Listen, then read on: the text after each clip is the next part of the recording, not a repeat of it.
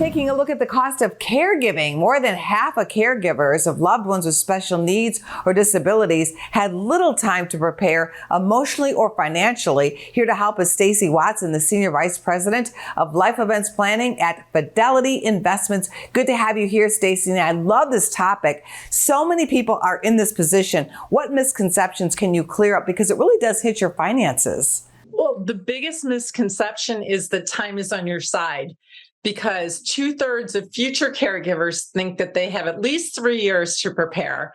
But current caregivers tell us that they had little to no notice. And I know that was the case for me when my dad died and I took over as guardian for my brother who has schizophrenia. I was definitely playing catch up. So if you know you'll be a caregiver in the future, the time to plan is now. So how can somebody plan? Yeah, so the planning includes building a support network. You can develop a family communication plan, and you can also understand what government benefits or resources may be available. What is available? Well, we have lots of tools and tips and resources that are available at fidelity.com/special needs planning, including we have a helpful checklist that really helps you understand what are all the resources that are available, helps you think about your situation because every family's situation is different. And we also have links to local and online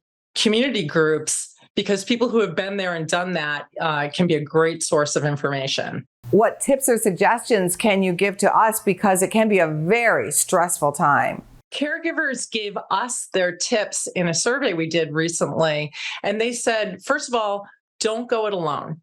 Assign family members specific roles, including someone that can serve as a backup for you when you really just need a break. And then secondly, make time for self-care, because 7 in 10 caregivers say they're so busy they neglect their own needs.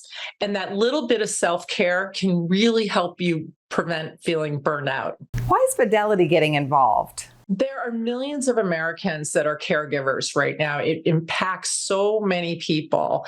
And it's difficult not only for the number of hours a day, 34 hours on average a week, but it also is difficult from a financial standpoint. So that's why we've put together an online experience with lots of tips and tools and resources to help caregivers. And you can find that at fidelity.com/special needs planning. We appreciate having you here. Thank you.